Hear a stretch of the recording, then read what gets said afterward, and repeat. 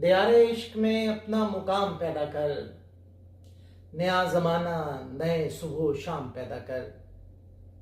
1931 में जब दूसरी गोल मेज कॉन्फ्रेंस लंदन में हो रही थी, जिसमें बरसगीर पाको हिंद से कई सियासी रहनुमा शामिल हुए, तो उस कॉन्फ्रेंस में अल्लामा इकबाल को भी बुलाया गया था।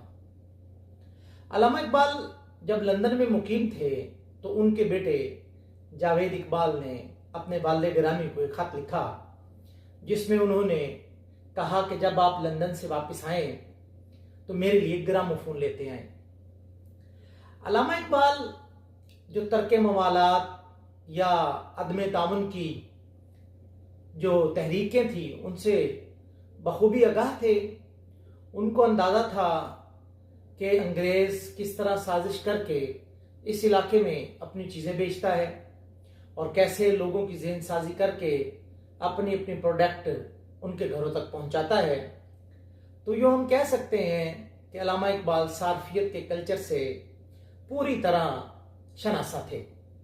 वो जानते थे कि अंग्रेज़ तो चाहते ही ये हैं कि हम उनकी अशिया का इस्तेमाल करें, उनकी तहजीब के गुलाम हो जाएं। तो इसी वजह से उन्होंने अपने बरखुरदार के लिए कोई ग्रामोफोन न खरीदा, बल्कि कुछ अशार लिखकर अरसाल कर दिए।